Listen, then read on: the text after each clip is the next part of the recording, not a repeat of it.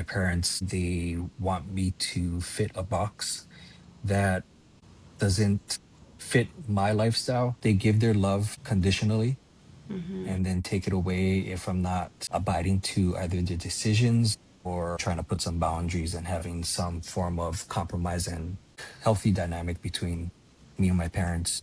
And it just makes me feel like I'm needing to please everybody, but then in the end, I'm losing everything as far as my Mm-hmm. relationships go. Unfortunately, I had to stop talking to them, so I'm doing no contact.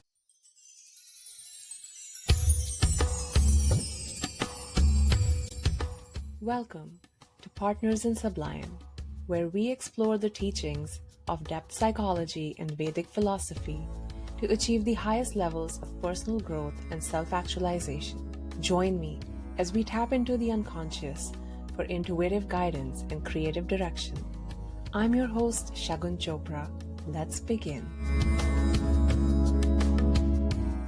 Everyone, welcome to this week's episode of Partners in Sublime. Today's episode is really special. One, because we're going to dive into all the convoluted things that happen in a family and see how to make our way out of it, how to respond to it. But also because it features one of my teachers and just this amazing coach, Debra Maldonado. I have so much I could say about her, but I'm going to let her introduce herself. And then we will get into a really, really good coaching session later on, as we always do. So over to you, Debra. In Thank your you for own, having me, Shagun. It's such a pleasure to be here. And you're very welcome. It yes, is my pleasure. Yeah. we both share that. I've been coaching for over 23 years. I don't have a psychology background, so I come from a very layperson, non-clinical approach to coaching. I started out as a hypnotherapist and quickly realized I wanted to do coaching because I didn't want to just fix symptoms. I wanted to take people on a journey. I met my husband, Dr. Rob, who is my partner in CreativeMind. I'm the CEO, and he's the president of the company, and we train coaches in a Jungian coaching model, and we do shadow work and work with archetypes, and we help people like Shagun get incredible training and help others. And I left the corporate world in 2003. Never looked back. I was in marketing. I was a professional. I was one of those people that were tired of their corporate job and looking for something, and made the switch. And it's been 23 years now. I think what I find really fascinating is that you quit the corporate world and you never look back. And I hope to be able to do that one day. And what I also loved about training with, you and Dr. Rob is that it was the missing piece for me. After looking at Vedic texts since a long, long time and studying clinical psychology, I always felt like depth psychology and Jungian work in particular just brought everything together for me in a way that it just clicked. So thank you to you and Dr. Rob for training us all so good. One thing I wanted to ask you is where did you feel that personal development work was the most impactful in your own life? Because you've dabbled in so many things and made so many changes, so much growth. Where did you find the most impact? Well, I think the main thing is when I was training as a hypnotherapist, and all the other training I did before was cognitive behavioral type, where you're rewiring, reprogramming yourself. And so I was kept like thinking, well, if I just have a better persona, I'll be better. And what I realized is that I got into the habit of trying to fix myself and feeling like I was broken and something was wrong with me, which spiraled me down. So every time I would have a bad relationship end, I would blame myself and get really hard on myself and go, I have still much work to do. Like I needed to be better. And when I realized that I wasn't that ego, that I wasn't this conditioned self, that there was another part of me, and understood that what I realized is the conditioning I had that created my lack of love wasn't about lack of confidence, but a deeper sense of how my ego is protecting me from what it thought I feared, early on. So I feared intimacy, lack of control, feeling loss of independence, so all those things. And I was basically, no matter how confident I programmed my mind to be, there was a deeper layer that I couldn't get to. And when I realized that, it was like everything changed. And I was like, okay, I don't need to keep improving myself. I have to see what is deeper within me that's actually contributing to this pattern. And also true too, I think the main thing that I see that most people struggle with, and I did myself, is that the world out there is separate from me. And that takes me to the Eastern philosophy, the Vedic philosophy of that everything is consciousness. And you know, after I met Dr. Rob, who's my love of my life, when I had that realization, I met him like 6 weeks later. It was like, oh, all this work, I was trying to fix myself, and it was just as simple as like understanding why I was doing it versus there's something wrong with me.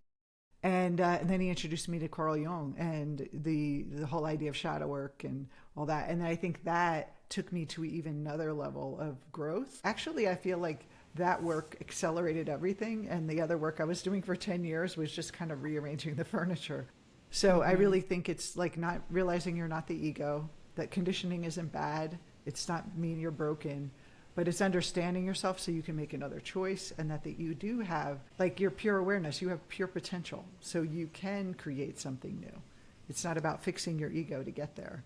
So that's kind of the biggest awareness I have, and I try to teach our students and my clients that the ego is the problem, you identification with it, not the ego itself. Yeah, that is so profound because so many of us get so exhausted by doing Oh personal my God, development yeah. work. Yeah, even the ones that are totally plugged in into the self-help books, into this technique, that technique. Ultimately, you know, at the end of the day, you feel like, wow, I'm so broken. I can't get this or that right. Because when we live our days, we absolutely find ourselves being very human. And if every, you know, technique is failing us, we can have our experience and flaws, but deep within, we are the pure consciousness, which is totally unflawed. And all we need to do is, instead of identifying with the ego, identifying with that part. Yeah. And Absolutely. miracles happen in life, just like, you know, Yes. they did for you. So when Yeah. we do that, that's amazing. What would you say is your current focus with this work? Because it's never ending, it lasts all your lifetime. So how are you using all these things in your life right now? Well, I feel like, you know, there's a quote that says, once you're living your dream, it's not your dream anymore. So it was my dream to have a relationship, have my husband work with me, create a multi-million-dollar business, you know, be successful, inspire people. What is next for me is how can I be like, it's more of an inner work, but I'm using the going to taking our business to even the next level as a way, like as a practice to deepen my own spiritual knowledge. So it's not about the money, it's about knowing myself even more and tapping into that infinite potential, and then hopefully reach more people and share this information with millions of people across the world, but not doing it to build my ego, but do it because I want to see what I'm made of again. I want to see who I am on a deep level and what stops me from having, you know, and creating what I want in my life. Like watching your mind as you try to grow your business Look at and what's showing seeing. up and my triggers around it. And, you know, with every business, there's always business strategy and there's setbacks and there's also, you know, ebbs and flows of economies, team hiring and challenges. All those things, instead of thinking of them as obstacles, I use them to look at myself and look at how do I know myself even more? So it makes it more fun and less heavy and less serious. And it becomes more about discovery. Yeah. I feel like whether it's businesses or relationships, like when we start out, our goal is to get one. And then when Yes. we have one, yeah, to that quote you made earlier, when we have one, it's like, well, what's it for? Like it's to grow versus just to have and to keep and to like be like, okay, check the box. Because we all know that check the box satisfaction doesn't last. It's very ephemeral. Most people reset within a week or two after reaching a goal.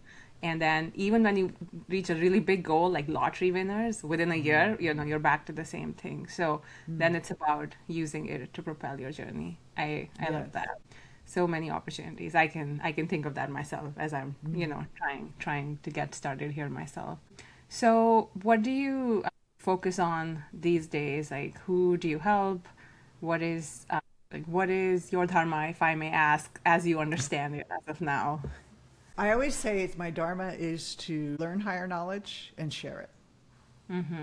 I want to know everything there is about life and all different philosophies and all different psychologies and understand the human mind and human nature and I want to share it. I just love it so much. Like if someone told me you won the lottery and you don't have to work anymore, I'd still be doing this work. I'd still be coaching people. I'd still be having a company that helps others. And it's not about the money as much, but it's like who I am. And that I've always been that way, very curious.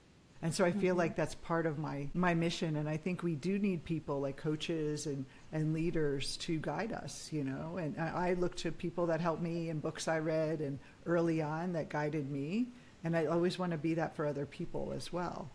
And in the process, of course, growing myself. And the more I grow, the more I can share with others. Yeah, no, I love that. Like the fact that you'd be doing it even if money was no object is great. That shows you that that's your real passion. Well, you'll get to do it right here, right now. We will listen to a coaching session together, and then we will see you on the other side as Debra and I debrief what's going on. And there is a lot to unpack in this session, so listen closely, and we will see you on the other side. Conversations on Partners in Sublime are for educational purposes only and do not constitute medical or psychological advice or treatment. Please consult a licensed professional for any mental health concerns. Hi, Jason. Welcome. Hi. What's on your mind today? I just been dealing with a lot of internal turmoil in feeling either not worthy or not good enough. It's just how I feel with my parents being in a place where they want me to fit a box that doesn't fit my lifestyle. And unfortunately, I had to stop talking to them. So I'm doing no contact. It's been helpful with me being able to develop my own sense of self and not having that angst or pressure that I constantly would have as far as my parents' demands or things that they would ask of me. But I do still care for them a lot, and I'm just not sure how to feel right now. Yeah, it's always very, very difficult when you have to set a boundary with someone as close as your parent. So I can understand that. Just for my context, you said they want you to fit in a box. What kind of box? Yeah, it would be where I would prioritize my immediate family. So my parents, my mom and dad, and my two younger brothers, being in constant contact with them, either through phone or by visiting or helping them out financially. So I would say generally the box is within the parameters of what is of best interest to them. Yeah. Do your parents live close by and they're wanting you to meet them every week, every day? Like, what are we talking about here? Yeah, they live relatively close, about 30 minutes away from where I live. And before no contact, they'd want to spend time with me at least once a week, not including my wife, which makes it a weird dynamic between her and my family, where she doesn't feel that she's being accepted into my side of the family. And I'm totally understandable of that. And I'm not entirely sure why they're excluding her. But it's happened quite a bit of times where she'd be working and then we end up spending time, me as with my family, without her there. So it's been frustrating to find some common ground. And that's one of the boundaries that I was establishing with my parents. And they saw it in a different limelight, as if I'm choosing my wife over them. I feel like they give their love conditionally and then take it away if I'm not abiding to either the decisions or going out of line or acting out of line, meaning trying to put some boundaries and having some form of compromise and healthy dynamic between me and my parents.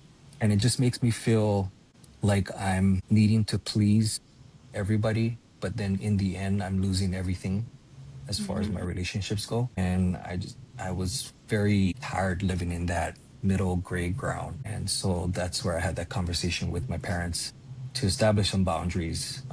And they didn't take it as serious or as understanding as I thought they may. Their love conditionally, and then take it away if I'm not abiding to either the decisions or going out of line or acting out of line, meaning trying to put some boundaries and having some form of compromise and healthy dynamic between me and my parents.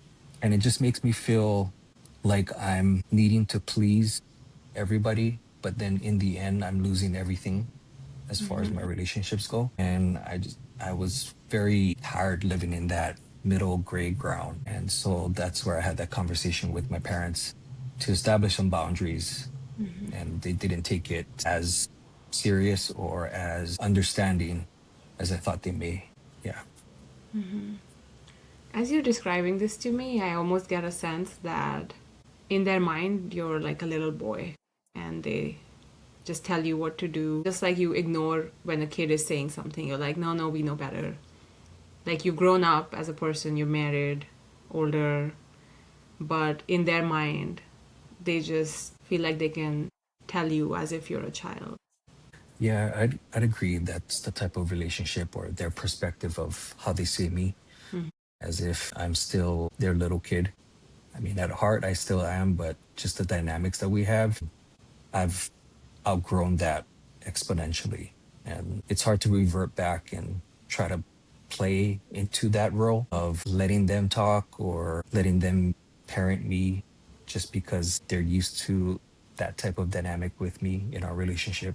And so, yeah, that's another thing that can be quite frustrating is not having them value me as a person or as an adult and having more of a mature, healthy relationship on both an emotional and on a communication slash transparency level. Yeah. Do you have siblings? Oh, yeah. Um, I have two younger brothers. I'm the oldest, and the second younger brother that I have, he is 4 years younger than me. And then my youngest brother, he's 5 years younger than me. So with them, do your parents treat them any differently? Being able to have some time to be outside the bubble and looking in now, I've noticed that even though my parents say that they're fair in the type of love and care that they are giving or sharing to all three of us, there's definitely more of a hierarchy with my younger brother, the middle child, being the favorite. He is the only one that has a baby. So he has like a little daughter. She's 4 years old. And my mom tried to pressure my youngest brother to have a baby at first. The way that we got married was that my youngest brother got married first, and then my younger brother, and then I'm the last one to get married. So kind of went in an opposite perspective on my mom sending off her baby. And yeah, just having that type of connection with my brother and seeing how he was more of the one to get more attention. And it was as if he was the older brother in how the dynamics were between my parents. And he very much sways more on the decisions and sides with my parents rather than just hearing me out and also having some type of non-bias outlook, or at least hearing and understanding where I'm coming from too. My family dynamic definitely plays a part where they rather make believe that everything's okay. And then if you bring up something, it's like, no, like you have to have Brushed under the amnesia. rug. Right. Yeah. We're not going to talk about that. My youngest brother, like I said, he got married first. He really didn't come back home. After high school, he went to Nebraska to go to college, and that's where he met his wife. They're settled down there, and he hasn't really attempted to come back and live here. And now I kind of see why, because he probably, as the younger child, saw the dynamic between me and my younger brother and how my parents are. And so him leaving the system, for him, that was like the best thing. And I had a conversation with him about it, and he did tell me that that was part of the reason why he didn't want to come back home, because of the fact that he too was feeling like they were trying to dictate what was it for him to do and how it was as far as being in a role to take care of my parents as well too. So yeah, I don't talk to my mom, dad, and my younger brother, but my youngest brother I still talk to. But I try not to really bring up anything too much as far as the family dynamic and situation. And just because I don't want to make it feel uncomfortable or make him feel like he needs to choose. So I just find it easier just to talk to him as if nothing is going on between me and my family. Yeah. Yeah, we inherit some habits from our family. If your family avoids difficult conversations, you're not gonna want to. And it sounds like you've grown a lot and matured a lot, but it's still uncomfortable to tell your own brother like what is Yeah. exactly going on. Yeah. Yeah. Yeah. I realize now that my mom is or has narcissistic personality tendencies, and my dad has been emotionally detached from being a father in our lives. He was more of a provider. He worked, put shelter over us, and made sure we had something to eat. But everything else my mom did as far as getting us through private school, he never helped, not once, to do that. It got to the point that he let my mom drown in financial debt and she had to claim bankruptcy. And just looking at all that now from a husband's perspective, as much as I want to be there for my dad, and I know he's trying to do his best to kind of make up for lost time, I just feel like there's a lot of stuff that needs to be worked out first before I begin to have that type of relationship with him. It's just hard to talk to him about those types of things in regards to what had happened and how I feel and how that impacted me. But yeah, I would say from that, seeing how the dynamic was between my dad as a husband and my mom as a wife, my dad wasn't a husband to her. They were very distant, more like roommates. And I think that imp- um, permeates into my relationship and had in the beginning when I first got married. And I didn't realize that was the dynamic that I was bringing into our relationship because I was so enmeshed with what was going on between my family that I thought that that's just how things were. And I just navigated myself in that way of reality and conducting myself. And looking at it now, I'm quite ashamed about it. I mean, I can't make it up, but I can just do better than what I've done before.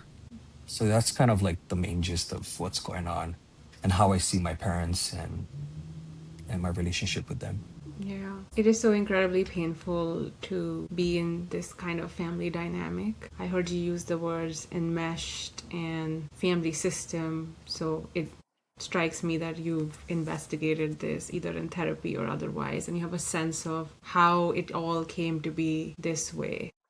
And Hmm. probably if you look back, your parents probably didn't have great role models either. And if you look at their relationship, what they saw, they probably emulated. What you saw, you emulated. That's how we go. Hmm. But knowing it is Yeah. one thing, and day to day not being able to connect to your parents or love them, it's a whole other level of pain. Yeah. Yeah. One final question before we start to like go deep into your experiences. How did your parents react to your youngest brother staying away and not joining? He basically left the system, right? Hmm. Hmm. And every time some change happens in the system, it destabilizes it temporarily. So, what happened and what did your parents do to make up for it? Well, the first thing that they were wanting for my youngest brother to do was to come home and try to make a contingency plan on how that would look like. And he didn't want any of that. I guess that frustrated both of them and it also made them sad. But I think how that changed the dynamic between my parents, me, and my younger brother was that they were more emotionally invested in us, like sublimating their pain or frustration through us. Yeah. So there was even more desire for you to show up more and more Hmm. Hmm. to make up for what they were lacking from the Yeah. youngest child. Yeah. And is Yeah. there a reason they have been excluding your wife that they have openly spoken about? What I've been hearing and what I've been noticing from other people is that they believe my wife is brainwashing me to not talk to them, and that they're not taking any accountability into what I've asked of them, the type of boundaries that I wanted for us. But I really do think at first it was because my wife is the type of person to put her foot down and to keep to her own boundaries and then verbally say when something's been crossed or met up to that point. So I would say it's more of like she's not a yes person, like how my younger brother's wife is. So my mom like really connects with my younger brother's wife. That's the one who has a baby. At first, when my youngest brother got married, my mom acted out very uncharacteristically of what a mother would do when their son is married during the wedding. It was as if my mom saw my brother that who died and he was dead in a casket. The way that she was dancing with him during the first mother dance during his reception. So she made it a lot about herself, and I think that rubbed his wife a way where she felt disrespected.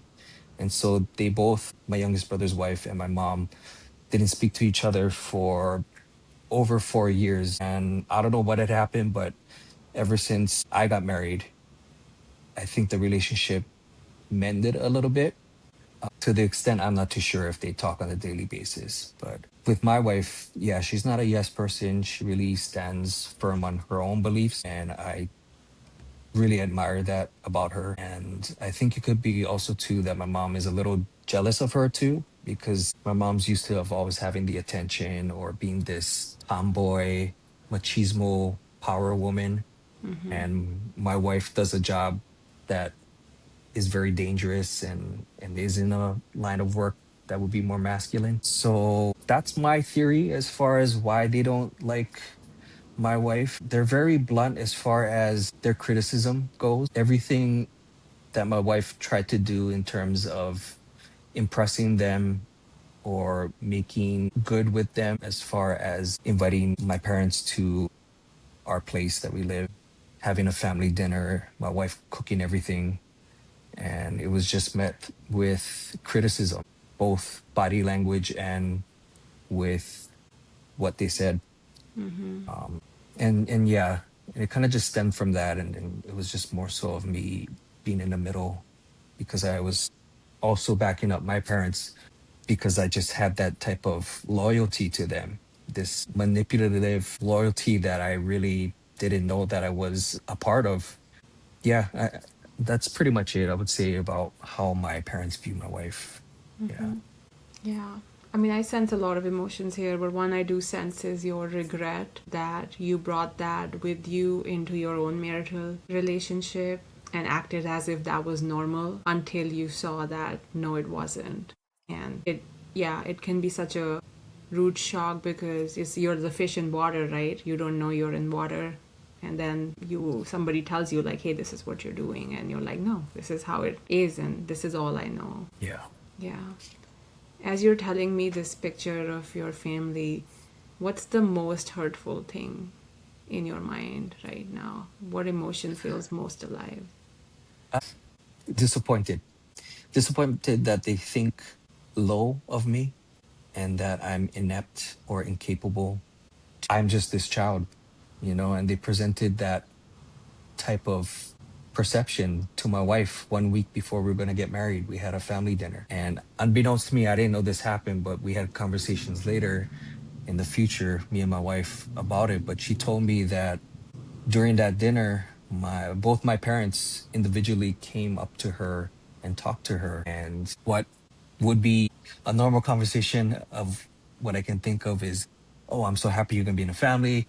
You know, I'm so happy Evan found somebody that he really loves and you're a very good whirlwind. The conversation swayed more to my mom telling her that I am a reckless person. I don't know what to do with my finances. I have bad credit. He doesn't know how to take care of himself. So here you go. Yeah. Almost And like then a my dad was warning, almost the like, same thing. yeah, it sounds like they were trying to warn her to keep her away so they could still have you as their child. Yeah, yeah, Yeah, yeah, that is pretty yeah. hurtful. Yeah, And and to know that my parents think of me like that, and even when I was beginning my practice from the ground up, they always were telling me like, when are you going to get a real job? You need to get a stable income, healthcare benefits. And I told them that I'm going to make this.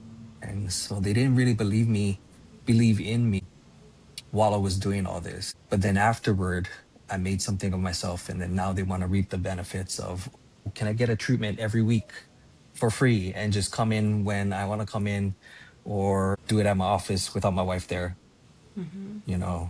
yeah. Yeah, just a lot of taken advantage of as well too, along with the disappointment. Yeah, yeah. Not only are they looking at you like a child, they are thinking, oh, this child is so gullible, let's take advantage of him.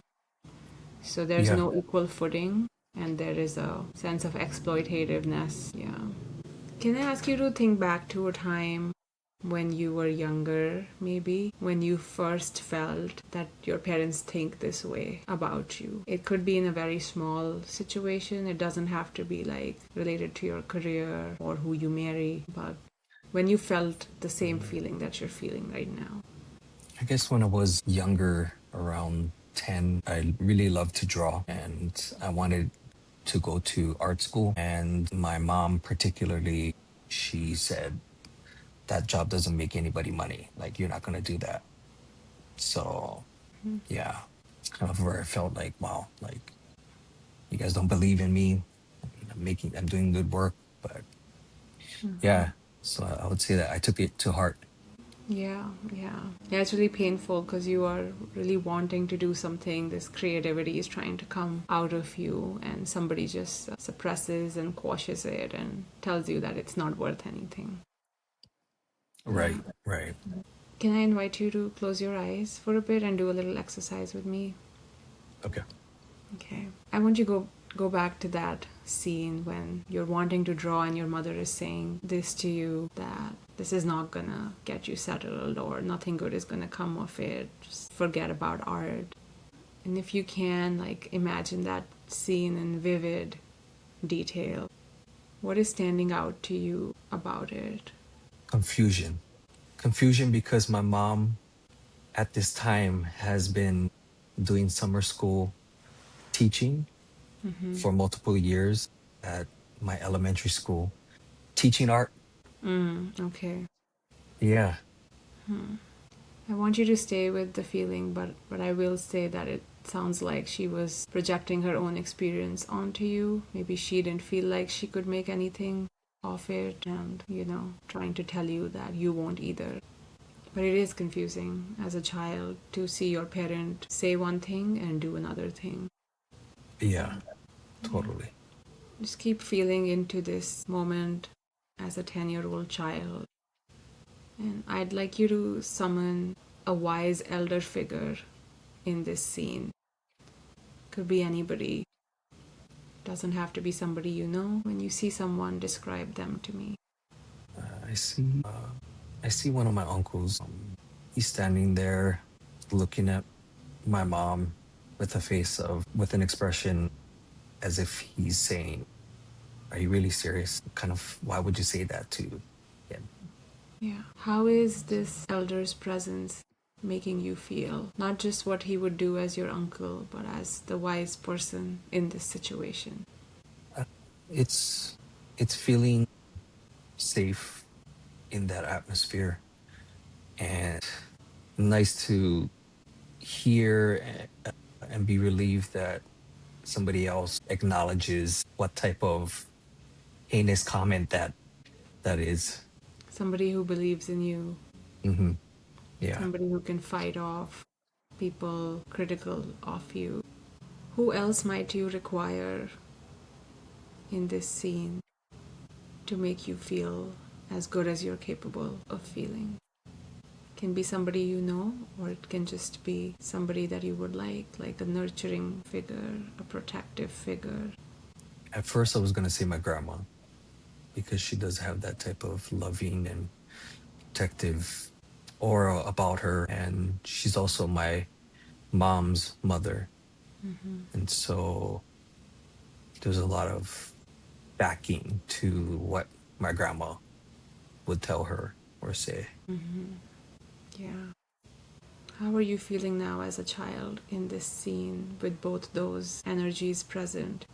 I can feel my energy being settled, and it feels more calm. I don't feel anxious or tense. I just want you to soak up this feeling. Just stay in this scene. You have nothing to do. Let these beings be beside you, around you, and just let yourself feel whatever it is that they are transmitting to you. How are you feeling now? I feel loved. Like I feel warm. Like there's like a heavy blanket on me, and my body and my heart feels like the blood flow is a lot more pronounced. Like you can feel and sense my circulation, and it feels Yeah. good. Like I feel like I'm in my body. Like I feel grounded. Yeah. Yeah. Now I want you to visualize that this child is growing up, feeling this level of love and security, this warm blanket feeling. This child is now a teenager, still feeling loved and supported, feeling the warmth no matter what is unfolding in the family. And now this person is even older, in their 20s, feeling that same level of love and safety and security, going through college, going through education, figuring out his path. Come ahead a few more years, and now this person is getting married. No matter what is unfolding around them, there's still the same presence, still that feeling of love, safety, security, and warmth. And now come to the present moment. No matter the turmoil in the family, you still sense that presence, the love, the warmth, the safety, sense of being grounded. Those beings never left your side. They're always with you. It's just a matter of remembering that their love, that their protection exists within you. I'd like you to thank these beings and ask them for one guiding word or symbol to close off this visualization. And when you receive that, you can open your eyes, stretch your body, and come back to this physical space we're in.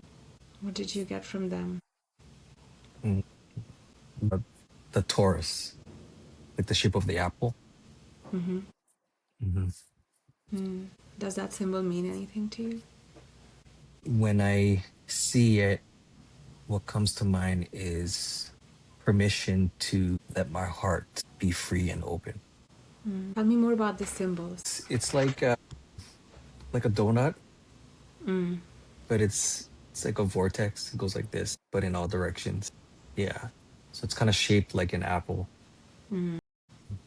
And it's just making me think of that type of energetic shape being emitted out and radiated out from my heart. Yeah, beautiful. Yeah. How are you feeling now? I feel calm and relaxed and less tense. Yeah. Yeah, I love this symbol for you of, keeping your heart open, because it's a nice contrast to what you've been trying to do in life, which is to close contact, set boundaries. It can make you feel very isolated. And it doesn't mean you have to talk to your parents if you don't want to, but it's hmm the energetically in your body, whether you're talking to them or not, keeping that feeling alive. I think that's Yeah. what your soul is asking of you. Yeah. I agree. So your life is still the same in the external world, right? Nothing changed in the last few minutes. So hmm But with this new understanding and experience that you have, this symbol, these beings with this presence inside of you, what is something you could do differently in the next moment or the next day? To really be present and grateful of how far I've come and how I'm showing up every day for myself. And that in turn is having a ripple effect in not only the relationship I have with myself, but with my wife, friends, family, other family. And yeah, I want to do more meditation, so focusing on visualizing my heart and thinking about that shape being expansive and radiating out from my body. Yeah, that sounds Yeah. lovely. And I was thinking the same, that every time you find yourself just bogged down by everything that's going on in family, summoning that symbol within you and tuning into the symbol versus the chaos is the way to go through this. Yeah. Yeah. It's just being comfortable showing myself to myself. I think a lot of my childhood, I've been keeping myself as hidden as possible to avoid consequences or being in the line of fire from my parents, and really setting that type of establishment within my own self, meaning that it's okay to be me and it's okay to make choices based off of what I would want that's of best interest for myself. Not in a way where it's selfish, but more so of just recognizing that, hey, you have a place here too, and your existence is valid, and there's a reason and purpose why I'm here. Yeah. Yeah. You know, what came to my mind as you were saying that is you're giving yourself permission to make your own art, no matter what the bystanders say. You Mm-hmm. know, Mm-hmm. just letting yourself play with whatever you've been given in this world. Yeah. Yeah. Hi, everyone. Welcome back. That was Jason intimately sharing his story, his journey with his family, one that has been full of ups and downs and a lot of turmoil. And it can often feel hopeless when you hear something like that my family situation is just unfixable. But there is so much agency and control we still have in how we choose to respond. So I'll begin the debriefing of this session by turning over to Debra, who I'm sure has a lot to say. So, Debra, what stood out to you about the session? And you can name multiple things. Yeah. Well, I think the number one thing, which I love what you said, is have people, this is something so common that, you know, the parent or the in-law or the ex, that there's someone outside of me that is stopping me from being happy. You know, that they're the source, that the problem is the other person. And what I, you know, and it's typical. So I don't want to just isolate Jason and say, you're doing that wrong. But it's like, this is what keeps people stuck, is to feel that I have no power and this person can do what they want and they can hurt me and I'm powerless. The question I would ask this person, to have them realize that there's a part of them that's engaged, like it's like we fit together like puzzle pieces. So this relationship is a dynamic that's he's a part of, and that he can actually unhook from that if he wants to, without setting boundaries, without even talking to his mother. He can actually do the inner work. And this is for everyone who has a difficult family member or a difficult person in their life. I hear the story with the exes who want to take custody, and you're trying to control the, you know, this other person, is to look at the situation symbolically and say, so this person in his situation is a controlling person, and he feels powerless to that. The question I would ask is to the client is, how does this show up in other areas of your life? So now he's not identifying, or clients aren't identifying with that person, but now they're identifying with the pattern. And so we're separating the pattern from the person so they could start seeing it clearly. Because when it's a mother or someone you love or someone you used to love, there's a lot of energy there that clouds your judgment and you can't really see it objectively. So that would be my first question. And then another thing I want to mention, this idea Jung came up with was mother complex. And so what it is that when you are younger and a baby, you're projecting what he called the mother archetype onto the mother.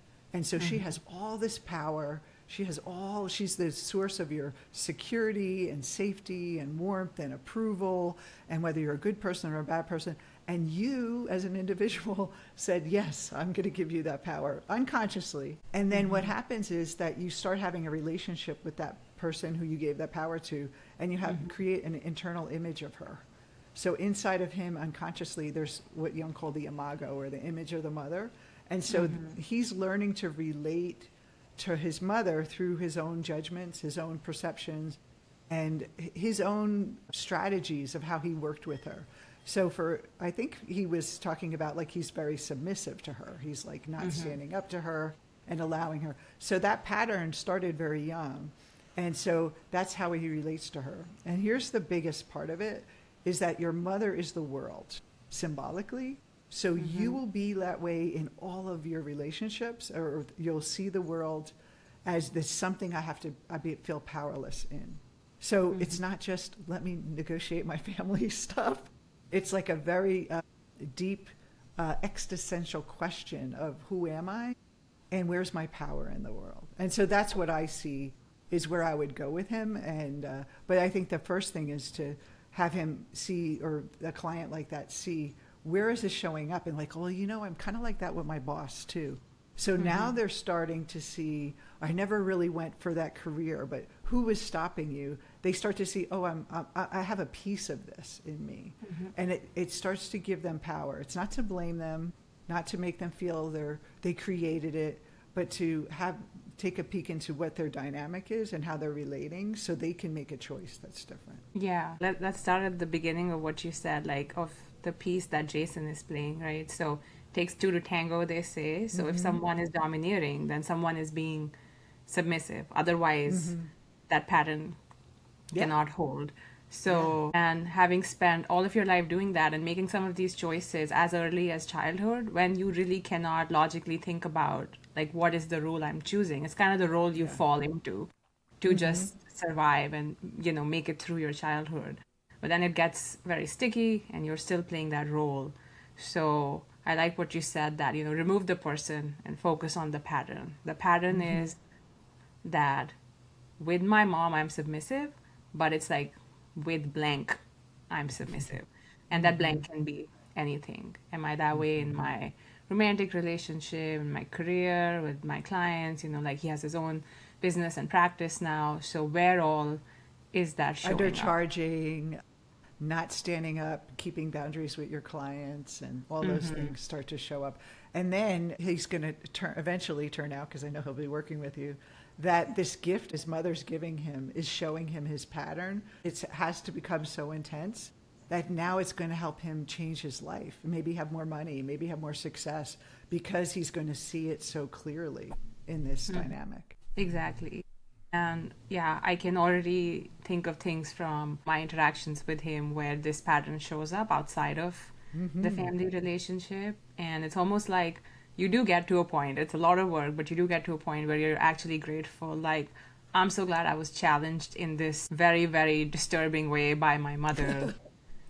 And now it gives me the opportunity to overhaul my whole life. But, that is the process. And one of the techniques we do is called uncoupling. So we uncouple from the dynamic that he's projecting onto the mother, and through active imagination. And then as he uncouples, he can connect with the archetypal power of the mother. That has nothing to do with his personal mother. And then he's able to access the power of nurturing, of warmth, of acceptance, of worthiness, of passion, of emotion, and feeling accepted, all those things that he wants. He has access to that. It's just the mother's like creating like a distorted pattern of what it means to get acceptance. Well, I have to submit to get acceptance, right? Well, maybe that's not the case anymore.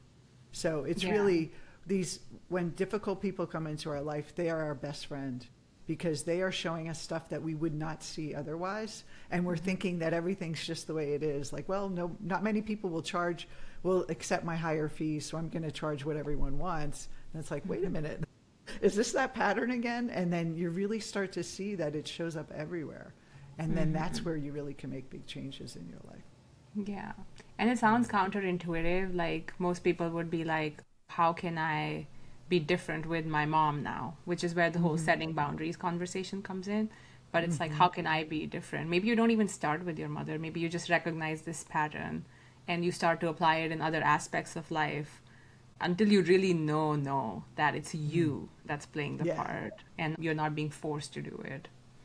Well, I think a really good tip for that is move him toward what would happen if you disobeyed her, or you didn't pay attention to her. You kind of like dropped, that role. Like what would happen, and that's really where the fear comes in, because that fear is driving that. Like there could be a fear of her abandoning him or whatever that is, and he needs to get in touch with that, and everyone else too who's watching and thinking about their own relationships.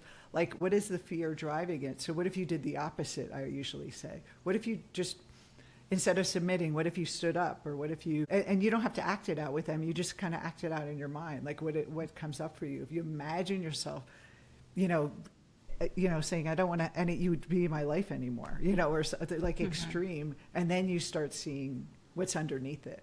Because the thing is never the thing, as Hollis always says. He always says the thing that's showing is pointing to something deeper. So emotions are really a great way to access that. So that's what I would do. I'd say, let's go toward what you fear. If you just did the opposite, if you didn't placate your mother, what would happen? Yeah. And I feel like he sees what would happen with his wife because she's not in the business of placating anyone. She Yeah. states her boundaries simply. She's not acrimonious by any means. She's polite and pleasant and trying to be with the family, but she doesn't have the same fear like, oh my God, what would happen if I did not let my mother-in-law dominate? So And so she's a shadow. Like she's like the shadow, yeah. unrealized I think, parts and of I, himself. Yeah. and in some ways, I feel like Jason is emboldened by his wife because he Yeah. actually sees that whatever is playing out is not as bad as he unconsciously thinks it would be. Like, what's the worst that happened? She stopped getting invited to hang out, right? But it's not like she died or, it's like not as bad. It's still much more scary for him because it's his own mom. But I think any change that he's made with respect to his mother, it's like notable that it came after being married and being with his current partner because he was able to see that this place that he was just really trying not to go to, his wife went there. And she's fine for the most part, right? Yeah. Well, and it's so intense, the fear of disappointing the parent in any way, even if you know what you're absolutely right. We still have that fear because as children, we're so dependent on them. We're powerless to, like, we couldn't pick up and leave when we were 7 and get a job and, just leave the household. I can't leave, so how do I cope? And we come up with this really great strategy for it. But that's why it's so fearful, because we made those decisions at a time where we did not feel any power, especially even in stature. Like we're this little being, this little body, and these big parents, who run everything. And Yeah. the archetypal power that we're giving them. That's why I think sometimes people, when they're older, they're like, why do I do that? It's so stupid. Like, why am I afraid to just tell my mother off? And it's like, because the emotional part of you is still under 9 years old, and it's still operating from that powerless place. Yeah, yeah. As you were talking, I was also thinking about his youngest brother, who, when given the chance to be away, kind of saw like, oh, why am I doing this? Do I need to go back and play into that pattern? And then decided not to. And maybe his romantic relationship played a role in that as well. And there's lots of like family-based therapies, right? And in structural family therapy, there's a sense that when family is a self-sustaining system, just like what you said, right? Like if someone is dominating, someone has to be submissive, someone has to be passive, like for all that to continue. Yes. So when somebody leaves the system, it destabilizes it. And then another person takes on that role, or somebody has to change what they were doing to again get back to a homeostasis, as flawed as it might be. And I feel like the pressure intensifies when other people stop playing into that pattern. Yeah.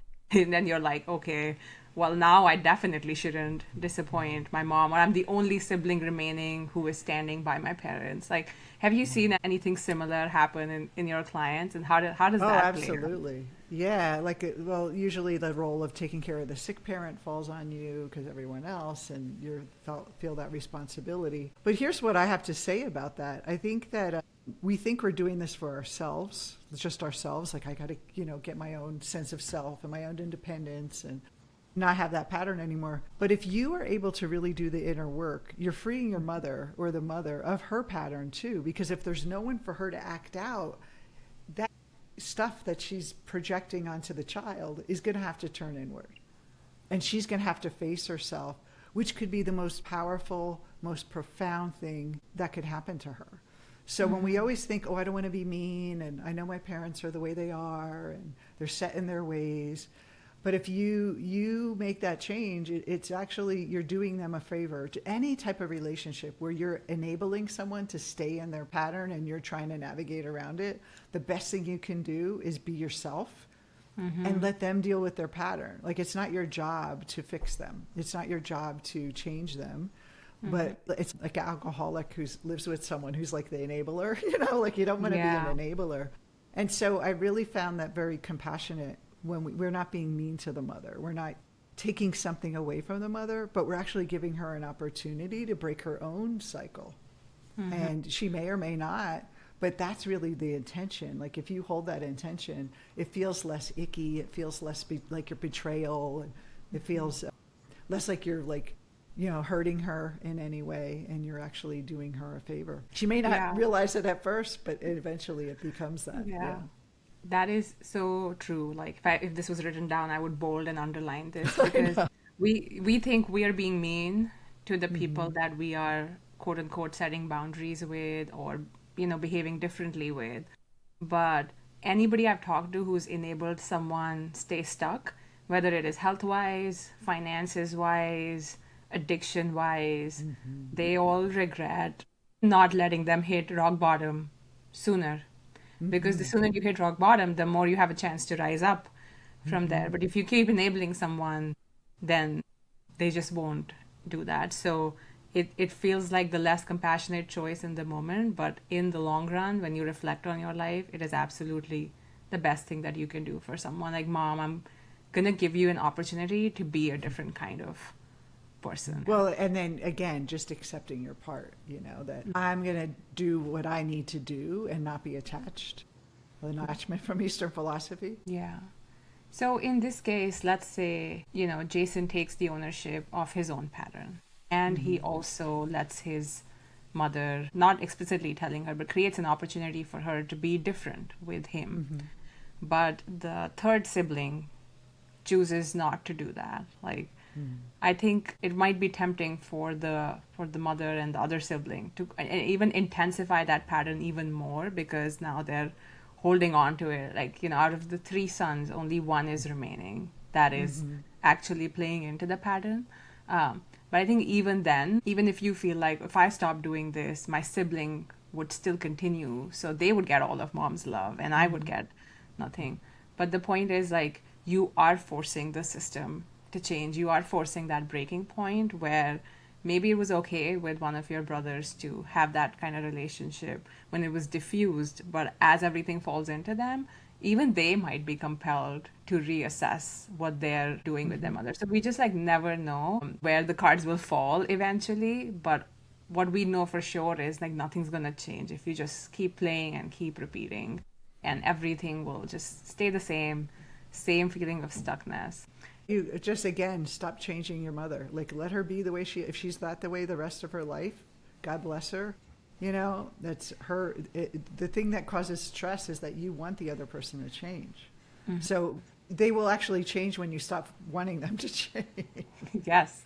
Because you're not seeing that person. And one thing I noted that he called her a narcissist, and I don't know if a therapist told her, well, she sounds like a narcissist. I don't like using labels. Because what happens is you're dehumanizing that person. You're not understanding. And so instead of, like, wanting to change her, understand yourself and then wonder, what would cause someone to be so controlling? Like, what do you think my mother fears? Because he would learn about himself. And in a way, it's like starting to see there's something more, you know, like there's a deeper layer. And the way you relate to her internally, your imago, and you will see that shift in your life. And either she will stay the same and she doesn't affect you anymore and doesn't drive your behavior, or she changes. Yeah. But you almost have to be willing to say, what if she never changes? And be totally acceptance of that first. Because if you get caught up in changing her, that's the ego going, she needs to change, not me. Still, I did mark, she needs to do her work. How many of us have said that to people in our... It really is a way of self-acceptance by just, like, I'm not trying to change. Why does that person changing have to define who I am? And I think that's where the Eastern philosophy piece comes in, because we want to do our own shadow work, but we want to remain unattached to the results of that shadow work, which is really hard to do. I will say that personally. That thing you said, like, I've done my work, now you do yours, Yes. is how even like the most self-aware of us show up in interpersonal relationship. But it's like, I want to do my work and I'm totally unattached to what you do or don't do or what happens as a result. And often, paradoxically, when we do that, great things start to happen, but we can't be attached to that. There's so much we do for our parents' approval, and if we're not attached to that, we can be so much more accepting of whatever the world thinks of us, because, you know, we all worry about what we're going to do, like how that is going to be. And you're right. I too do not like labels, even though I'm clinically trained to identify and pinpoint them, because, you know, what does it serve? At the end of the day, you can take a cluster of someone's symptoms and behaviors and call them narcissistic or dependent, but really at the end of the day, you have to work with your own mind and with the person in front of you. And I think often people are looking for, like, if you have a narcissistic parent, do 5 things. And I think that does not work, because I think clinicians should be the one doing labels, but they shouldn't be labeling people they're not treating. yes, exactly. Like, you know, oh, well, that sounds like, because I hear this all the time, that people are saying, oh, my therapist thinks my mother's a narcissist, or my therapist thinks my father is this thing. And it's like, but your therapist, did they treat him? Did they understand? Did they do an assessment? It's really hard. And these labels sometimes, because they're tied to personality disorders, can be distorted, even though he's narcissistic. Like, in general, everyone's narcissistic. The ego is narcissistic. But again, it's dehumanizing. So people just be careful with them. It gives people a space to be something else as well. And you have more flexibility to receive them as they are if you haven't put them in a box. Like, nobody wants to be put in any kind of box, much less like a clinical box. Yeah, I totally agree with that. So to wrap up this discussion, I usually ask people, where do you think this client should go next? But I think you've already told us. I have a very juicy bottom line to this. Okay, yes. So let's hear that bottom line. His mother's desire to control him is his desire to control her. Ooh, I have to ask you to spell that out. Okay, so he's resisting her control, right? She's controlling me. But he also doesn't recognize that he's trying to control her. He wants her to be a different mother. He wants her to act differently. He wants her to be different. So he's basically seeing his own pattern given back to him. Does that make sense? Like, he's trying to control her not being who she is, and she's trying to control him. And so I call it like shadow dancing. We kind of like project each other's shadows on each other, and we only see the other person exhibiting it, but we don't see ourselves and our own control. So I would ask him, like, oh, so how would you describe your mother, and how do you avoid being like that? Maybe the things like you want her to change, do you think that's kind of controlling? And they're like, no, I didn't realize that. And then they're going to start to think, I couldn't see it before, now I see it everywhere. And if you could see that mirror, oh my God, how liberating, right? Yeah, wow. No, you are so right, because shadow work 101 is this, right? What we don't see in us, in other people, being bothered by it.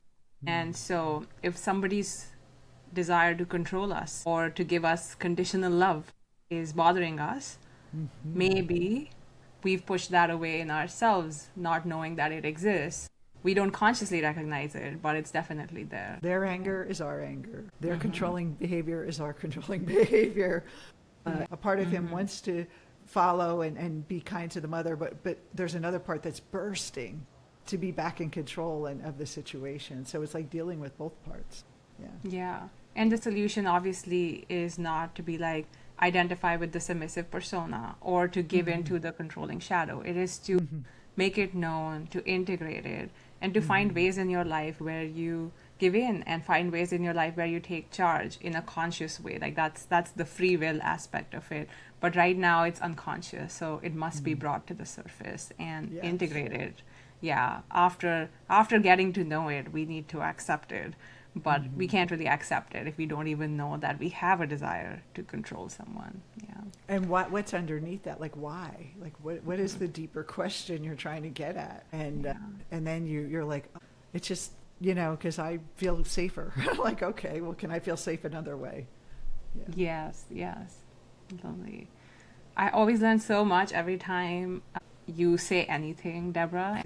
And today's episode is no different. So thank you for illuminating the path for Jason and many others who are in Jason's position. Hopefully it made you feel hopeful that you don't have to sit around and wait for somebody else to change their mind, their life, their behavior. You do have all the power, and you can take on this work. And it's big work, I agree. We all agree. It'll take time, but it's your journey to make, and it'll be very rewarding. So that's where we will wrap up today. Thank you, and I will see you next time. Bye.